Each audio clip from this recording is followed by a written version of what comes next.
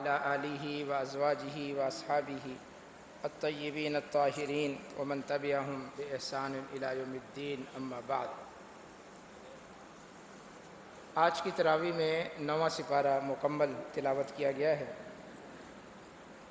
اس میں زیادہ تر حصہ سورہ اعراف کا ہے، تقریباً پونا پارہ، اور باقی ایک پاؤ سورہ انفال ہے۔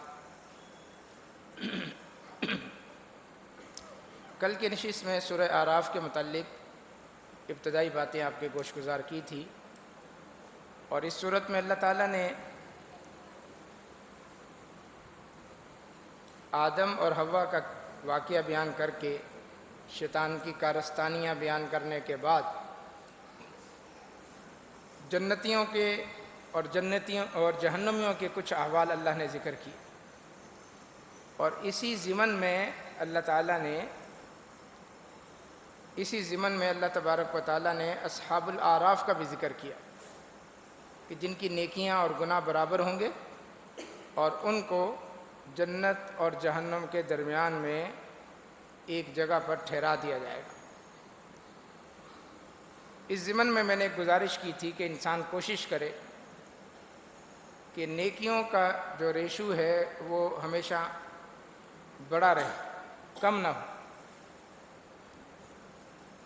اور گناہ جتنے ہو سکتا ہے کم سے کم کرنے کی کوشش کرے، اس لیے کہ اگر گناہ بڑھ گئے تب بھی انسان مارا جائے گا، نیکی اور گناہ دونوں برابر ہو گئے تب بھی لٹک جائے گا، اعراف میں بٹھا دیا جائے گا۔ ہاں، اللہ کی اگر رحمت شامل حال ہوئی اور ایک نیکی بڑھ گئی اور ایک گناہ کم ہو گیا، تب بھی اللہ تعالیٰ اپنی رحمت سے اس انسان کو جنت میں بھیج دے۔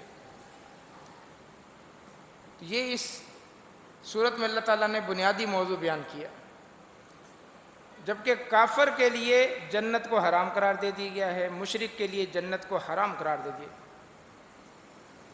اور اللہ نے ایک عجیب بات کہی کہ کافر لوگ اس وقت تک جنت میں نہیں جا سکتے حتی یلج الجمل فی سم الخیاط، جب تک کہ سوئی کے ناکے سے، سوئی کپڑے سینے والی جو سلائی مشین میں بھی لگتی ہے، جس سے ہاتھ سے سلائی کرتے ہیں، وہ سوئی، اور اس کا وہ ناکا سوراخ جس سے دھاگا اس کے اندر ڈالا جاتا ہے، اس کو سم کہتے ہیں، اور خیاط وہ سوئی ہے۔ فرمایا جب تک سوئی کے اس ناکے سے اونٹ کو نہیں گزارا جا سکتا، اس وقت تک کافروں کا جنت میں جانا مشکل ہے۔ اس کو عربی میں کہتے ہیں کسی ناممکن کام کو کسی ناممکن کام کے ساتھ نتھی کر دینا، جوڑ دینا، تعلیق بالمعال، کہ جس طرح سوئی کے ناکے سے اتنا بڑا اونٹ، سوئی کہاں ہے اس کے سامنے، جس طرح وہ سوئی کے ناکے سے نہیں گزر سکتا، اسی طرح کافر جنت میں نہیں جا سکتا۔ اس کے بعد اللہ تبارک و تعالیٰ نے انبیاء علیہ السلام کے واقعات مختصر بیان کیے ہیں، ایک ایک رکوع کے اندر۔ نوح علیہ السلام کا واقعہ بیان کیا، پھر ہود علیہ السلام کا واقعہ بیان کیا، صالح علیہ السلام کا واقعہ بیان کیا، لوط علیہ السلام کا واقعہ بیان کیا، سیدنا شعیب علیہ السلام کا واقعہ بیان کیا۔ وہ تھوڑا تفصیل کے ساتھ ہے، اور اس سے متصل بات 9ویں سپارے سے سیدنا موسیٰ علیہ السلام کا واقعہ ہے، جو تقریباً آدھے سپارے تک جاتا ہے۔ موسیٰ علیہ السلام کی زندگی کے 2 دور ہیں۔ پہلا دور ان کی پیدائش سے لے کر مصر سے نکل جانے تک، پیدا ہوئے کس طرح، وہ اللہ تعالیٰ نے آگے سورہ قصص میں بیان کیا ہے، وہ انشاءاللہ آگے اگر ہماری نشست ہوئی تو تفصیل سے وہاں بیان کریں گے۔ یہ زندگی کا دوسرا دور ہے ان کا، کہ جب یہ مصر سے نکل کر مدین گئے اور وہاں 10 سال تک سیدنا شعیب علیہ السلام کی خدمت کی، اور اس خدمت کے عوض انہوں نے اپنی بیٹی کا نکاح موسیٰ علیہ السلام سے کر دیا، تو پھر اپنی بیوی کو لے کر دوبارہ مصر آئے، اور یہ دوسرا دور تھا کہ جب انہوں نے آ کر مصر میں سر عام تبلیغ کرنا شروع کی، حتیٰ کہ فرعون کے دربار میں بھی جا کر انہوں نے تبلیغ کی۔ تو یہ وہی دور ہے جو یہاں اللہ تعالیٰ نے سورہ اعراف میں ذکر کیا، کہ موسیٰ علیہ السلام واپس آئے اور دعوت و تبلیغ کا کام شروع کیا۔ جیسے ہی سیدنا موسیٰ علیہ السلام نے دعوت و تبلیغ کا کام شروع کیا تو جس طرح ہر نبی کو ستایا گیا، پریشان کیا گیا، اس طرح ہر داعی کو، مبلغ کو، اللہ تعالیٰ کی طرف دعوت دینے والے کو لوگ جادوگر، پاگل، کاہن، جو منہ میں آتا بک دیتے ہیں۔ ہمارے نبی صلی اللہ علیہ وسلم کو بہت لوگوں نے ستایا، بہت تکلیفیں دی، حتیٰ کہ آپ مکہ چھوڑنے پر مجبور ہو گئے۔ جسمانی تکلیفیں بھی دیں آپ صلی اللہ علیہ وسلم کو، اور اس کے علاوہ اللہ کے نبی کو زخم بھی آئے، آپ کا خون بھی نکلا جیسے طائف والوں نے کیا۔ لیکن تمام انبیاء علیہم الصلاۃ میں کس کو زیادہ تکلیف پہنچائی گئی؟ حتیٰ کہ بعض نبیوں کو آرے سے چیر دیا گیا، آرا رکھ کر ان کے سر پر جیسے لکڑی چیری جاتی ہے، دو حصوں میں تقسیم کر دیا۔ اور یہ بنی اسرائیل نے بہت زیادہ کیا، ایک ایک دن میں 100 نبیوں کو قتل کر دیا، 100 نبی۔ اور نبی سب سے کریم انسان ہوتا ہے، سب سے شریف انسان، پورے معاشرے میں سب سے نیک انسان، تبھی تو اللہ اس کو اپنی رسالت کے لیے منتخب کرتا۔ ایسے شریف لوگوں کو چن چن کر لوگ مارتے تھے۔ بہرکیف نبی اکرم صلی اللہ علیہ وسلم غزوہ حنین سے واپسی میں جب مال غنیمت تقسیم کر رہے تھے تو پہلی مرتبہ اتنی بڑی تعداد میں مال غنیمت ہاتھ آیا تھا، ہزاروں کی تعداد میں بکریاں تھیں، ہزاروں کی تعداد میں اونٹ تھے، اس کے علاوہ قیدی 6000 کے قریب تو صرف انسان تھے قیدی، اور سونا چاندی اس کے علاوہ تھا۔ اللہ کے نبی تقسیم کر رہے تھے۔ آپ جانتے ہیں کہ غزوہ حنین فتح مکہ کے فوراً بعد پیش آیا تھا۔ اللہ کے نبی جب مکہ فتح کرنے آئے تھے تو آپ کے ساتھ 10,000 کا لشکر تھا، جو مدینہ تھے صحابہ تھے 10,000 تھے۔ اور جب مکہ میں چند دن رہ کر، وہ 20 دن تھے، 25 دن تھے، اس کے بعد آپ کو پتہ چلا کہ یہ کچھ حوازان قبیلے والے جو طائف کی طرف رہتے ہیں یہ تیاری کر رہے ہیں، تو اللہ کے نبی نے اس طرف ارادہ کیا، یہیں سے مکہ سے ان پر چڑھائی کا۔ تو جب آپ مکہ سے نکلے غزوہ حنین کی طرف تو آپ کے ساتھ 30,000 افراد تھے، یعنی صرف 20-22 دنوں میں 20,000 کے قریب لوگوں نے اسلام قبول کیا۔ اب یہ لوگ نئے نئے مسلمان تھے، بدو تھے، کچھ اعرابی تھے، کوئی آداب کا نہیں پتہ تھا۔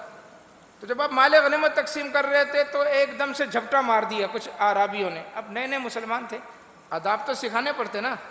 وہ تو ہم ہیں، اللہ کا شکر ہے کہ ماں کی گود سے کلمہ پڑھ کے آئے ہیں، لیکن پھر بھی ہمیں کچھ نہیں آتا، پھر بھی ہمیں کچھ نہیں آتا، اور ہم اسی پر نازا ہیں کہ ہم ماں کی پیٹ سے ہی مواہد پیدا ہوئے ہیں، پڑھے لکھے پیدا ہوئے ہیں، مفتی بن کے نکلے ملے۔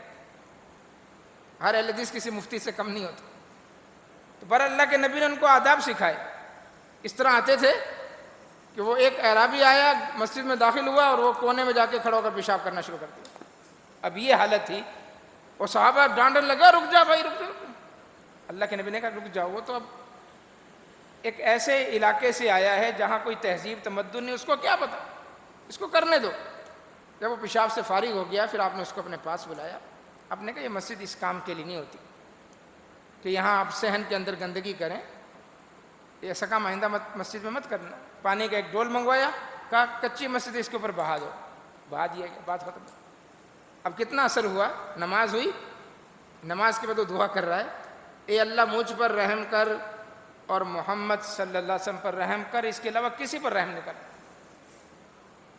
وہ رویے سے کتنا متاثر ہوا صحابہ، حالانکہ صحابہ اس کو روک رہے تھے، منع کر رہے تھے، کسی نے جا کر اس کو پکڑا نہیں، لیکن وہ جو اونچی آواز نکالی، کسی نے کہا ابے کیا کر رہا ہے، جیسے ہماری زمانہ پہ تبے، تو وہ اس کا اثر ہوا اس پر۔ وہ کہتا اللہ سب پر رحم، مجھ پر رحم کر اور محمد صلی اللہ علیہ وسلم پر رحم کر، اس کے علاوہ کسی پر رحمت۔ اللہ کے نبی نے سن لیا، آپ مسکرا دیے، فرمایا تو نے اللہ کی رحمت کو سکیڑ کے رکھ دیا۔ اللہ کی رحمت تو بہت وسیع، ابھی آگے بات آئے گی یہ رحمت کی بھی۔ تو عرض یہ کر رہا تھا کہ وہ اعرابی ٹوٹ پڑے، مال غنیمت اللہ کے نبی تقسیم کر رہے ہیں اور زیادہ آپ ان لوگوں کو ہی دے رہے ہیں جو نئے نئے مسلمان ہوئے ہیں، لیکن پھر بھی جھپٹا مار رہے ہیں۔ اللہ کے نبی پیچھے ہٹتے ہٹتے ہٹتے پیچھے ایک جھاڑی آ گئی، اس جھاڑی کے اندر اللہ کے نبی کے جسم پر پیچھے اس جھاڑی کے کانٹے گھس گئے، اتنا انہوں نے مجبور کر دیا پیچھے ہٹنے پر۔ صحابہ کو غصہ آ گیا، اللہ کے نبی کو کانٹے لگ گئے، آپ جھاڑی کے اندر چلے گئے۔ تو صحابہ اکرام نے کہا اللہ کے نبی اجازت دیں تو ان کو سبق سکھائیں، آپ نے کہا نہیں۔ اس موقع پر اللہ کے نبی کی زبان سے نکلا رحم اللہ موسیٰ، اللہ کی رحمتیں ہوں موسیٰ علیہ السلام پر. اللہ اکبر. یعنی کس موقع پر اللہ کے نبی کو یاد آئے کہ تکلیف آپ کو ہوئی ہے، کانٹے آپ کو چبھے ہیں، اور آپ دعا کیا کر رہے ہیں؟ رحم اللہ موسیٰ لقد اوذی اکثر من ذلک فصبر. فرمایا یہ تو کچھ نہیں ہے، موسیٰ کو اس سے زیادہ لوگوں نے تکلیفیں دیں لیکن موسیٰ علیہ السلام نے صبر کی. تو جادوگر ہے جی، جادو کرتا ہے یہ، بس اس کی باتوں میں جادو ہے، اس کا مقابلہ کرو. وہ جادو کا دور تھا، جادوگروں کو جمع کر لیا فرعون نے، وہ پورے مصر کے اندر سے جادوگر جمع کر لیا. یہ پورا واقعہ اللہ نے بیان کیا. اب یہ واقعہ یہاں بھی ہے، سب سے پہلے سورہ اعراف میں ہے، اس کے بعد سورہ یونس کے اندر ہے، اس کے بعد سورہ طٰہٰ کے اندر ہے، آگے بھی اور کئی صورتوں کے اندر یہ جادوگروں کا واقعہ بیان ہوا ہے. کس لیے؟ تاکہ ایک چیز تو ہمیں سمجھ میں آ جائے کہ قرآن جادو نہیں ہے. نمبر 2، انبیاء کے پاس جادو نہیں ہوتا. اگر کہیں جادو ہو جائے تو اس کا توڑ جادو نہیں ہے، جادو کا توڑ اللہ کی کتاب، جادو کا توڑ نبی کی تعلیمات ہے. جادو کا توڑ کبھی جادو سے نہیں ہوتا. وہ سارے جادوگر مصر کے بڑے بڑے آ گئے، اور پھر اللہ تبارک و تعالیٰ نے وہ پورا واقعہ یہاں ذکر کیا جو بھی آپ نے سنا. انہوں نے کہا کہ موسیٰ اچھا ایسا ہے کہ پہلے آپ کوئی چیز پھینکیں پھر ہم کوئی چیز پھینکیں گے. موسیٰ علیہ السلام نے کہا نہیں نہیں نہیں، تم بڑے بڑے جادوگر ہو، بڑے بڑے کرتب دکھانے والے ہو، لاؤ دکھاؤ میدان میں. اچھا سب کو جمع کیا ہوا ہے، اور بعض تاریخی روایت سے پتہ چلتا ہے کہ یہ 10 محرم کا دن تھا، عاشورے کا دن تھا، کیونکہ بنی اسرائیل کے ہاں عاشورے کا دن عید کا دن ہوتا تھا، یوم الزینہ. سورہ طٰہٰ کے اندر باقاعدہ لفظ موجود ہے یوم الزینہ وَأَن يُحْشَرَ النَّاسُ ضُحًى، صبح کے ٹائم لوگوں کو میدان میں عاشورے کے دن، زینت والے دن. اور حدیث کے اندر صحیح بخاری کے اندر موجود ہے کہ 10 محرم کو وہ زیب و زینت کرتے تھے، اپنی عورتوں کو زیورات پہناتے تھے، بچیوں کو اچھا لباس پہناتے تھے. تو یہ 10 محرم کا ہی دن تھا. میدان میں جمع ہیں، موسیٰ علیہ السلام نے کہا پہلے تم پھینکو. انہوں نے کیا کیا؟ جو رسیاں تھیں ان کے پاس اور جو ان کے پاس لاٹھیاں تھیں وہ میدان میں پھینکی.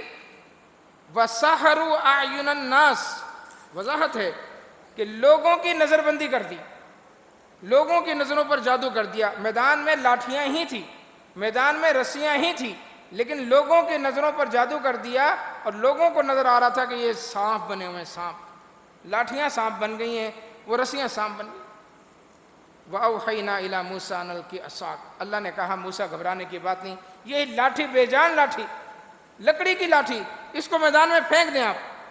موسیٰ علیہ السلام تو پہلے اس کا اللہ تبارک و تعالیٰ کی یہ قدرت کا نظارہ دیکھ چکے تھے کہ یہ لاٹھی کیسی اژدہا بنی تھی. چنانچہ موسیٰ علیہ السلام نے لاٹھی پھینکی، فَإِذَا هِيَ تَلْقَفُ مَا يَأْفِكُونَ، اس بڑے اژدہا نے وہ سارے سانپ جتنے بھی تھے سب کو نگل لیا.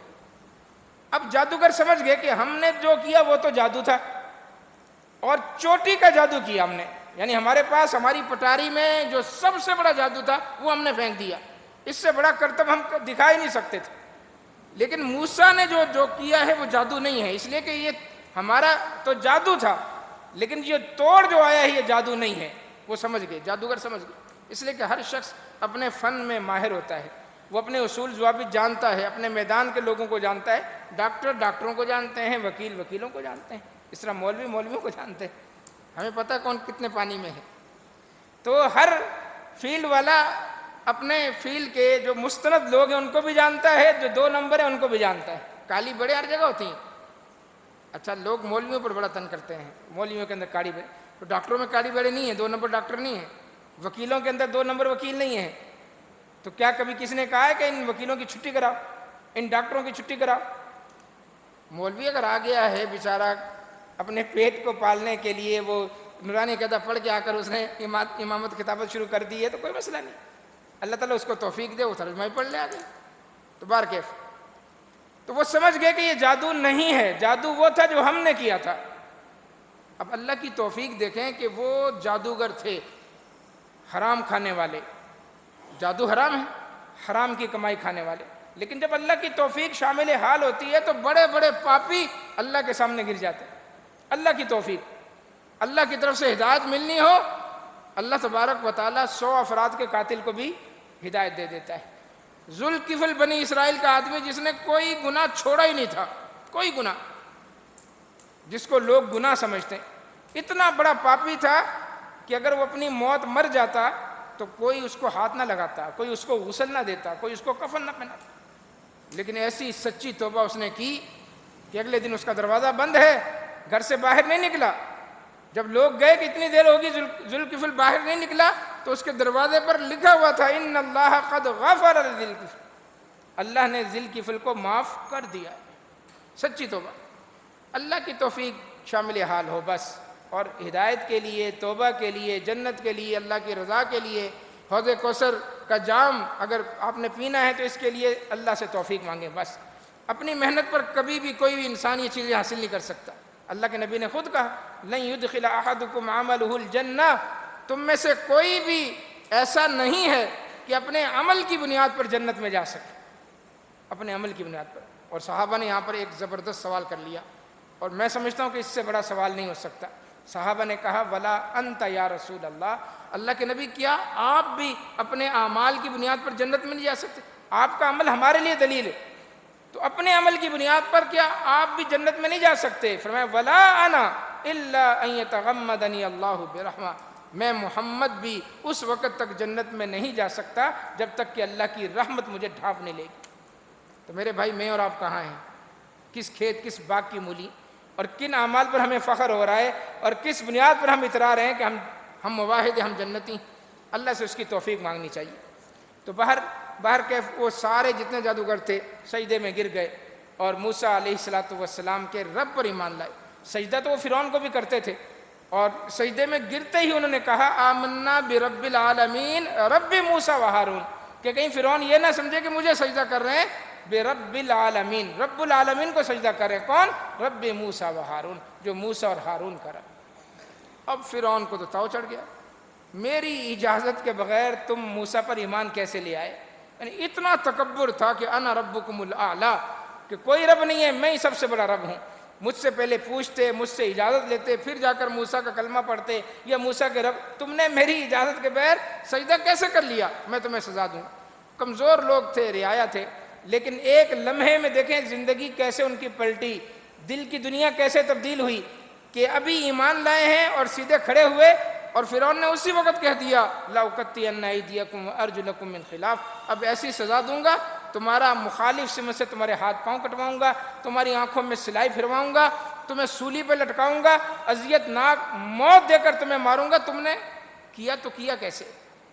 لا ضیر، ان کی زبان سے ایک ہی نکلا، کوئی غم نہیں، کوئی پریشانی کی بات ہی نہیں، لا ضیر انا الی ربنا منقلبون، ہم تو اپنے رب کے پاس جانے والے ہیں۔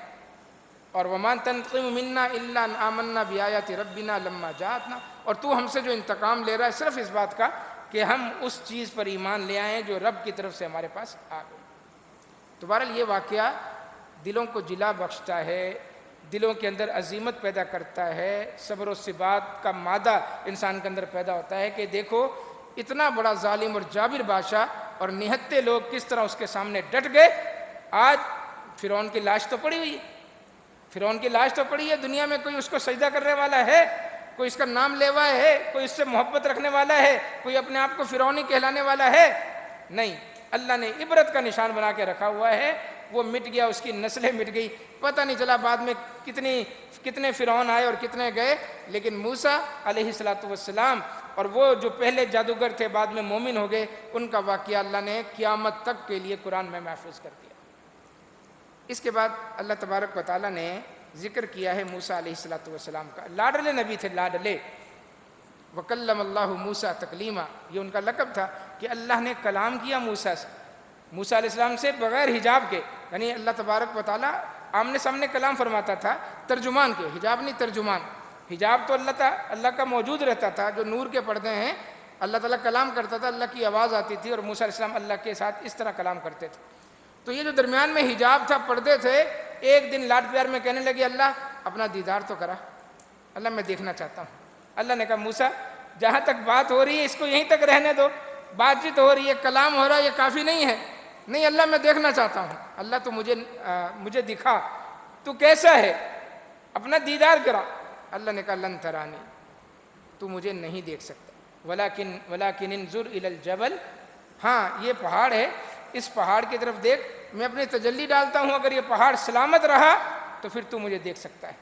فلما تجلی ربہ للجبل جعلہ دکا، اللہ نے ذرا سا نور، اپنا نور کی تجلی اس پہاڑ پر ڈالی، پہاڑ کا سرما بن گیا، کچرا کچرا ہو گیا پہاڑ۔ اور موسیٰ علیہ السلام اتنے بڑے پہاڑ کو ایک دم سے ریزہ ریزہ ہوتا دیکھا، خر موسیٰ صاعقہ، موسیٰ علیہ السلام بے ہوش ہو کر گر پڑے۔ تو اس کا مطلب ہے کہ یہ ہماری جو آنکھیں ہیں یہ رب کا دیدار نہیں کر سکتی۔ ہاں رب کا دیدار ہوگا جنت کے اندر، وہ ایک نئی دنیا ہے، ایک نئی زندگی ہے، اس میں دوبارہ سے انسان کو جسم ملے گا، الگ سے جسم ہوگا، 33 سال کی عمر کا، مرد بھی 33 سال کا، عورت بھی 33 سال کی، اور وہ ایسا جسم ہوگا جس پر کوئی بیماری نہیں ہوگی، بڑھاپا نہیں آئے گا، نینٹ نہیں آئے گی، ناک نہیں آئے گا، بول و براز نہیں ہوگا، تھوک نہیں آئے گا، انسان کے پاس سے بدبو پسینے کی نہیں آئے گی، پسینہ آئے گا نہیں، کسی قسم کی کوئی گندگی نہیں ہوگی، اور وہ اتنا پاک اور صاف جسم ہوگا کہ اللہ نے قرآن مجید میں عورتوں کی تعریف کی، وَأَزْوَاجٌ مُطَهَّرَةٌ وَلَهُمْ فِيهَا أَزْوَاجٌ مُطَهَّرَةٌ، کہ وہاں عورتیں بھی پاک اور صاف ہوں گی، دنیا کے جتنے بھی علائشیں ہیں ان سے اللہ تعالیٰ ان کو پاک کر کے جسمانی طور پر بھی پاک کر دے گا، دلی طور پر بھی عورتوں کو پاک کر دے گا۔ پاک اور صاف جب انسان وہاں ہوں گے، وہاں اللہ کا دیدار ہوگا، وہاں اللہ کا دیدار ہوگا۔ تو یہ واقعہ اللہ تعالیٰ نے یہاں پر ذکر کیا۔ اس کے بعد تورات کا ذکر ہے کہ اللہ تعالیٰ نے موسیٰ علیہ السلام کو تورات دی تھی تو تختیوں پر لکھ کر دی تھی، ایسے تورات نازل نہیں ہوئی تھی جس طرح یہ قرآن نازل ہوا ہے کہ جبرائیل لے کر آتے اللہ کے نبی کے قلب اطہر پر، لکھی لکھائی تختیاں تھی۔ وَأَلْقَى الْأَلْوَاحَ وَأَخَذَ بِرَأْسِ أَخِيهِ، یہاں پر ذکر ہے کہ وہ تختیاں لے کر آئے، پیچھے قوم کو دیکھا کہ وہ بچڑے کی عبادت کر رہے ہیں تو تختیاں پھینک دی۔ تو اللہ نے کہا موسیٰ یہ تختیاں کیوں پھینکی ہیں؟ یہ تختیاں اٹھاؤ، وفی نسختیا ہدی ورحمہ، ان تختیوں پر ہم نے ہدایت اور رحمت اور زندگی گزارنے کے تمام اصول لکھ کر دیے ہیں۔ چنانچہ وہ تورات تختیوں پر لکھ کر اللہ تبارک و تعالیٰ نے موسیٰ علیہ السلام کو دی۔ تبھی مشرکین مکہ بار بار اللہ کے نبی سے مطالبہ کرتے تھے کہ آپ آسمان پر کیوں نہیں جاتے، آپ آسمان پر جائیں اور آسمان سے واپس نیچے آئیں اور آپ کے ہاتھ میں کتاب ہو، جیسے موسیٰ کو اللہ تعالیٰ نے لکھ کر کتاب دی تھی، آپ وہ کتاب لے کر آئیں، ہمارے سامنے پڑھیں یا ہمیں دیں، ہم ہاتھ لگا کر دیکھیں گے تب جا کر آپ پر ایمان لائیں گے۔ تو اللہ نے ان کا یہ مطالبہ پورا نہیں کیا۔ یہاں ایک بات اور بھی ہے اور بڑی زبردست بات ہے کہ اللہ تعالیٰ نے فرمایا کہ وَرَحْمَتِي وَسِعَتْ كُلَّ شَيْءٍ، وَرَحْمَتِي وَسِعَتْ كُلَّ شَيْءٍ فَسَأَكْتُبُهَا لِلَّذِينَ يَتَّقُونَ وَيُؤْتُونَ الزَّكَاةَ۔ اللہ کے نبی صلی اللہ علیہ وسلم نے ایک مرتبہ صحابہ سے کہا کہ ان اللہ کتب کتابا وہو عندہ فوق العرش، اللہ نے ایک کتاب لکھی ہے اور وہ کتاب اللہ کے پاس عرش پر ہے۔ ایک حدیث کے الفاظ ہیں قبل ان یخلق السماوات والارض ب50 الف سنہ، اللہ نے آسمان اور زمین کو پیدا کرنے سے 50,000 سال پہلے وہ کتاب لکھی۔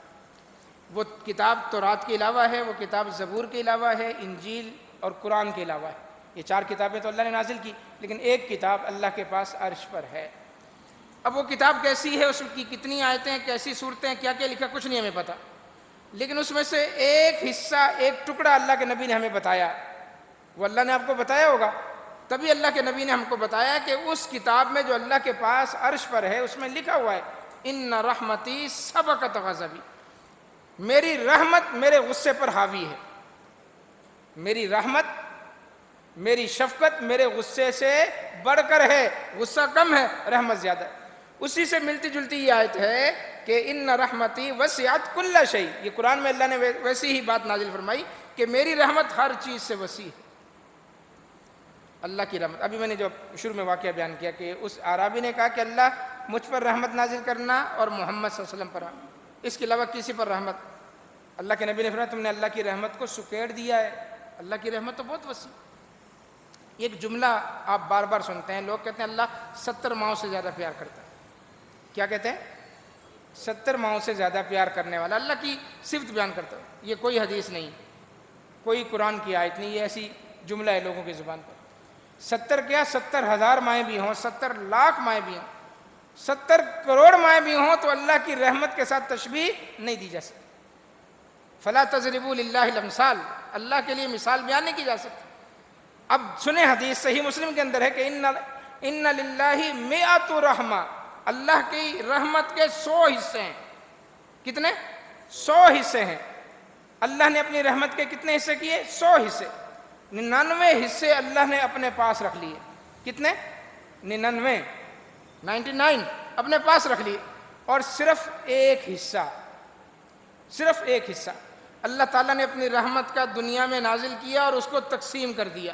انسانوں میں، جنوں میں، حیوانوں میں، حشرات الارض میں، کیڑے مکوڑے میں، زہریلے جانوروں میں، وحشی درندوں میں. اس ایک رحمت کے حصے کو ساری انسانیت میں اللہ نے تقسیم کر دیا.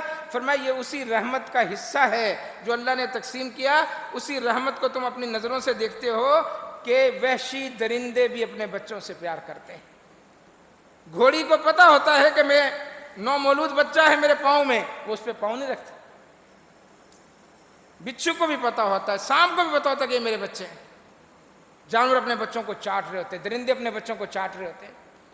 یہ اسی رحمت کا حصہ ہے. تو بتائیں وہ ایک رحمت کا حصہ جو اللہ نے تقسیم کیا ہے وہ کتنا وسیع ہے. اور 99 اللہ کے پاس ہے. اور یہ بھی آگے فرمایا بشارت کے طور پر کہ 99 اللہ نے اپنے پاس رکھے ہیں اور اللہ تعالیٰ ان 99 حصوں کی بدولت کل قیامت کے دن اپنے مومن بندوں پر رحم فرمائے گا. بتائیں تو پھر اللہ تعالیٰ کی رحمت کیسے انسان کے شامل حال ہو، اور کیسے بڑے بڑے پاپیوں کو، گناہ گاروں کو، مشرک کو نہیں، کافر کو نہیں، قاتل کو نہیں، مال میراث کے اندر گڑبڑ کرنے والے کو نہیں. یہ تو تینوں جہنمی ہیں ہمیشہ کے. اس کے علاوہ اگر کسی سے کوئی گناہ ہوا ہے اللہ تعالیٰ کی رحمت اس کو ڈھانپ لے گی، اللہ کی رحمت اس کے شامل حال ہو جائے گی. تو اللہ بڑا رحیم ہے. ایک جنگ میں ایسا ہوا کہ کچھ قیدی تھے، اللہ کے نبی صلی اللہ علیہ وسلم دیکھ رہے تھے اور صحابہ بھی دیکھ رہے تھے کہ ایک عورت، اس کا ایک بچہ کھو گیا. بچہ اس کا کھو گیا. اب وہ ممتا کی ماری ہوئی عورت پریشان ہے، اپنے بچے کو تلاش کر رہی، ادھر جا رہی ادھر جا رہی. اور جو اس عمر کا بچہ اس کو نظر آ رہا ہے، اس لیے کہ قیدیوں میں بے شمار بچے تھے، جو اس عمر کا بچہ نظر آ رہا ہے اس کو فوراً لیتی اپنے سینے سے لگا لیتی، سینے سے لگا. پریشان ہے. اللہ کے نبی بھی دیکھ رہے ہیں، صحابہ بھی دیکھ رہے ہیں. حتیٰ کہ اسی اثنا میں ماری جب وہ پھر رہی تھی اس کو اپنا بچہ مل گیا. اور جیسے اس کو بچہ ملا اور ممتا کی ماری اس کو چوم رہی ہے، چاٹ رہی ہے، بار بار اس کو چوم رہی ہے اور اس کو فیڈ کرا رہی ہے، یعنی فوراً اس کو پلانا شروع کر دیا دودھ. اللہ اکبر. یہ جو ممتا ہے نا اللہ نے صرف ماں میں رکھی ہے.